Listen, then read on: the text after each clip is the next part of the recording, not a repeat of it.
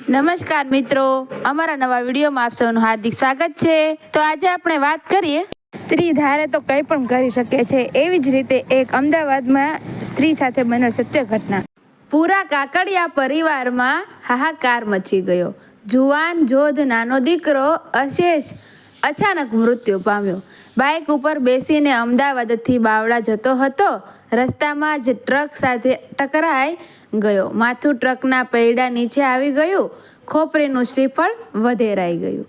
4 વાર આપવાનો ન તો સમય રહ્યો ન તો સવાલ।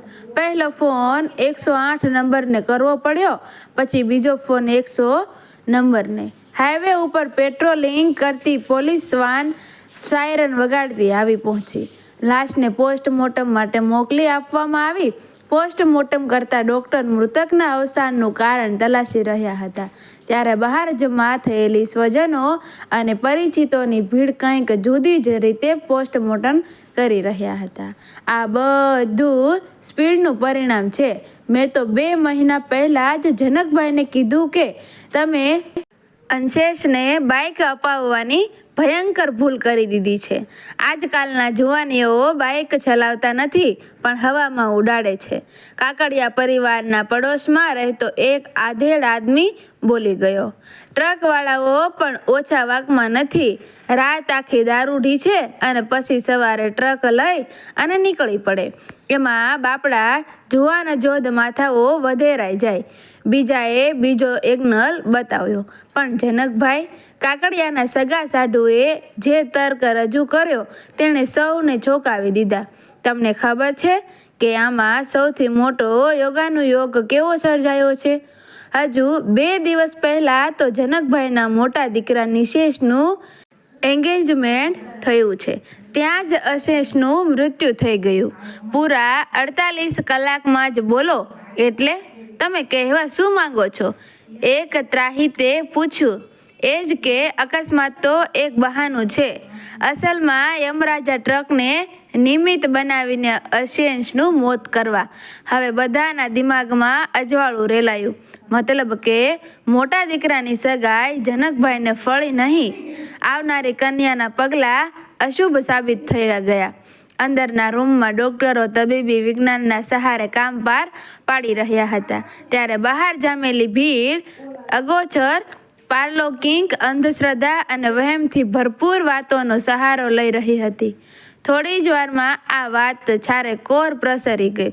સ્મશાનમાં પણ આ જ વાત ચર્ચાતી રહી। જ્ઞાતિમાં, ધંધાદારી સંબંધોમાં, પડોશીઓમાં એક જ તારણ ફરી વળ્યું। જનકભાઈએ છેતી જવું જોઈએ। મોટા દીકરાની સગાઈ ફોક કરી નાખવી જોઈએ। બેસણામાં અને કારજક્રિયામાં પણ આ જ વાત। બધું પતી ગયા પછી જનકભાઈનું ખાનદાન બંધ બારણે મંત્રણા કરવા માટે ગોઠવાયું। 50 માણસો ભેગા થયા। એમાં અંશેષના કાકાઓ, મામાઓ, ફોઈ માસીઓ, ભાણેજ ભત્રીજાઓ બધા જ હતા, સાથે સ્ત્રી વર્ગ પણ ખરો। ચર્ચાનો એકમાત્ર એજન્ડા આ હતો, નિશેષના સગપણનું શું કરવું જોઈએ। મંત્રણાના અંતે એક જ સૂર ઉઠ્યો, પુત્રના લક્ષણ પારણામાંથી અને વહુના લક્ષણ બારણામાંથી પરખાઈ જાય। ઘરડાઓએ પાડેલી કહેવત ક્યારે ખોટી ન હોય। સદીઓના અનુભવો ઉપરથી કહેવતો રચાતી હોય છે। હજુ તો સગાઈ જ થઈ છે, ત્યાં કન્યાએ દિયરને ઉપાડી લીધો, ત્યારે લગ્ન પછી કોણ બચાવવાનું છે? કન્યા અશુભ પગલાંની છે। આ સંબંધ તોડી નાખવામાં જ કાકડિયા ખાનદાનનું હિત સમાયેલું છે। ગૃહ સંસદમાં સર્વાનુમતે પસાર થયેલો ઠરાવ કન્યા કાયદાનું રૂપ ધારણ કરીને જાહેર જનતામાં પ્રસરી ગયો। જનકભાઈએ વછેટિયા મારફતે એક ટૂંકી ને ટચ ચિઠ્ઠી લખી અને વેવાઈના ઘરે મોકલાવી દીધી। એમાં માત્ર આટલું જ લખ્યું હતું, અનિવાર્ય કારણોસર અમે અમારા સુપુત્ર શ્રી નિશેષની તમારી સુપુત્રી શ્રી શુભદા સાથે કરેલી સગાઈ ફોક થયેલી જાહેર કરીએ છીએ। આપના ક્ષમાપાર્થી લી જનકરાય કાકડિયાના જય શ્રી કૃષ્ણ। ભલે ચિઠ્ઠીમાં આટલું જ હતું, પણ ચર્ચાના પડીકામાં હતું એ વેવાઈના સાંભળવામાં પહોંચે તો ખરું જ। જ્યારે કન્યાના પિતાને સાચી વાતની જાણ થઈ, ત્યારે એમણે તો ફૂંફાડો મારી અને કહી દીધું, એમનો દીકરો મરી ગયો એમાં મારી દીકરીનો દોષ શા માટે કાઢે છે? મને તો લાગે છે કે જનકરાયના દીકરાએ દારૂ પીધેલો હશે. સારું થયું કે સગાઈ તૂટી ગઈ. મારી ભોળી દીકરી આપવા અસંસ્કારી પરિવારની વહુ બનતા બચી ગઈ. ધીમે ધીમે સમય સરકતો ગયો. તેમ તેમ સમજાતું ગયું કે દીકરીનો બાપ હોવું એટલે શું છે. એકવાર સગાઈ થઈ અને તૂટી જાય એનું સામાજિક લાંછન શી ચીજ છે અને બીજી જગ્યાએ એની સગાઈ થવામાં પડતી અને નડતી મુશ્કેલી કેવડી મોટી વાત હોય છે. શુભદા માટે અનેક જગ્યાએ કહેવડાવી જોયું. છોકરાવાળાઓ એને જોવા માટે તૈયાર પણ થયા, પણ એક તો શુભદાનો દેખાવ એવરેજ હતો. ન એ કામરૂપા હતી ન કુબંજા. ભારત દેશના સાધારણ વર્ગના સર્વસાધારણ પરિવારની સામાન્ય કન્યા હતી. જે મૂર્તિયાઓને પત્નીની જગ્યાએ પરી જોઈતી હતી તે બધા પ્રથમ દર્શને જ પાછા વળી ગયા.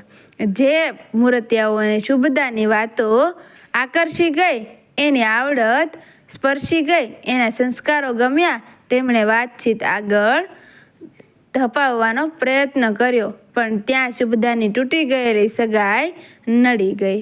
મિત્રો, શુભદા સ્વયં મૂર્તિયા સમક્ષ જાહેર કરી દેતી, મારે તમને એક વાતની જાણ કરવી છે. તમને મળતા પહેલાં મારી સગાઈ થઈ ગઈ હતી, પણ પછી છોકરાના નાના ભાઈનું ડેથ થયું, એટલે એ લોકોએ મને અશુભ પગલાંની ગણી અને સગાઈ તોડી નાખી. તમને કહી દેવું સારું, પછીથી ખબર પડે તો બસ. એ પછી એક પણ મૂર્તિઓ વાત આગળ ધપાવવા તૈયાર ન થયો. 21મી સદીના ભારતમાં પણ આવી જ હાલત જોઈ અને શુભદા નાસીપાસ થઈ ગઈ. ઉંમર વધતી જતી હતી, તેના લગ્ન માટેની શક્યતાઓ ઓછી થતી જતી હતી. શુભદાએ 32 વર્ષ સુધી તો હિંમત ટકાવી રાખી. એ પછી તેણે સમાધાન સ્વીકારી લીધું. એક તદ્દન સામાન્ય કક્ષાના મૂર્તિયા સાથે લગ્ન કરી લીધું. ચંપક 42 વર્ષનો તદ્દન નિસ્તેજ નીરસ પુરુષ હતો. આટલી વય સુધી એ કુંવારો રહી ગયો હતો. સાવ નાનું ઘર હતું, મોટી ઉંમરના મા બાપ હતા અને નગણ્ય પગારની નોકરી હતી, એ પણ ખાનગી. શુભદાએ પૂછ્યું હતું, મારી એકવાર સગાઈ થઈને તૂટી ગઈ છે, તમને વાંધો નથી ને? ચંપક કુમાર હસ્યા હતા, અહીં તો હું પોતે જ તૂટી ગયો છું. વાંધો ક્યાંથી હોય? તમે મારા જીવતરના કપડા ઉપર સાંધો મારી આપો. તમે કેટલું કમાવ છો? મારું પેટ ભરી શકશો? કોશિશ કરીશ, નહીંતર તમે કમાઈને અમારું પેટ ભરજો. હવે સ્ત્રી પુરુષનો ભેદ ક્યાં રહ્યો છે? ચંપકની ફિલસૂફી જાણી અને શુભદાને આનંદ થયો. આઝાદ હિન્દુસ્તાનમાં એવા પહેલા પુરુષને એ મળી રહી હતી જે સાવ સામાન્ય હતો અને તેમ છતાં સ્ત્રી પુરુષને એક સમાન ગણી રહ્યો હતો. શુભદાએ આ સુપરસોનિક યુગમાં એક બળદગાડું પસંદ કરી અને દાંપત્યની સફર શરૂ કરી દીધી. લગ્ન પછી 2-3 મહિને શુભદાએ પડોશણોને ભેગી કરી અને વાત રમતી મૂકી. તમે તમારા બાળકો માટે સ્કૂલમાં લઈ જવાનો નાસ્તો ક્યાંથી ખરીદો છો? હું રોજ નવો તાજો નાસ્તો બનાવી આપું છું, તે પણ બજારું નાસ્તા કરતાં સસ્તા ભાવે. તો તમે મારી પાસેથી લેશો ખરા? આ રીતે એક લઘુગૃહ ઉદ્યોગના શ્રી ગણેશ થયા. એ પછી વડલો વિકસતો ગયો. પડોશ સુધી પથરાયેલી ડાળીઓમાં જે વડવાઓ ફૂટી તે સખી શ્રીમંત સોસાયટીઓ સુધી ફેલાઈ ગઈ. પછી તો બટાકા પૌવા અને સેવ મમરા ઉપરાંત છેવડો, ખાખરા, ભાખરવડી, ખસ્તા કચોરી એમ એક પછી એક વાનગી ઉમેરાતી ગઈ. પાપડ અને અથાણામાં પણ બાકાત ન રહ્યા. આમ ને આમ 6 વર્ષ વીતી ગયા. 1 વર્ષ આવડતનું અને બીજા 5 વર્ષ પ્રમાણિકતાના. પરસેવો રંગ લાવ્યો. શુભદાનો લઘુ ઉદ્યોગ જામી ગયો. એના દ્વારા એના મકાન સુકાન હેઠળ આજે 100 જેટલી બહેનો રોજી કમાઈ રહી છે. સુખી સમૃદ્ધ લોકો માટે નાસ્તાઓ બનાવીને પોતાના પરિવારો માટે રોટલો કમાઈ રહી છે. અને શુભદાના ઘરની સ્થિતિ ક્યાં પહોંચી છે? અમદાવાદ જેવા મોટા શહેરમાં શુભદાની માલિકીના 2 ફ્લેટ છે. ઉદ્યોગ માટે એક ફેક્ટરીની જગ્યા છે, એક નાની કાર છે, ધંધા માટે 4 ટેમ્પો છે. ચંપકના ચહેરા ઉપર હવે સુખની ચમક છે. સાસુ સસરા નિરાતે શુભદાના 2 સંતાનોને ખોળામાં રમાડે છે અને પૂરી જ્ઞાતિ અચંબિત નજરે આ સાહસિક નારીની આર્થિક ઉન્નતિને જોઈ રહી છે, જાણી રહી છે અને માણી રહી છે. એ માત્ર યોગાનું યોગ હોઈ શકે છે. જનકભાઈ કાકડિયાના પરિવારની આર્થિક હાલત કથળી ગઈ છે. શુકનવંતી જોઈ અને આણેલી નિશેષની વહુ છીનાળ નીકળી, કોઈકની સાથે ભાગી ગઈ અને ઓળખીતા પાળખીતા સ્વજનો પર જનો ટાણે કટાણે આવી અને જનકભાઈને ટોણો મારી જાય છે. ભલા માણસ, તમે તો હાથમાં આવેલી લક્ષ્મીને પાછી કાઢી જુઓ ને પેલી શુભદાએ ભૂખડી બારસ જેવા ચંપકને રાજા બનાવી દીધો. તમે આ શુભ અશુભના ચક્કરમાં ક્યાં જઈ પડ્યા છો? મિત્રો, વિડીયો ગમ્યો હોય તો વિડીયોને લાઈક કરજો, શેર કરજો અને અમારા આવા જ નવા વિડીયો જોવા માટે અમારી ચેનલને સબસ્ક્રાઈબ કરી દેજો. Thank you.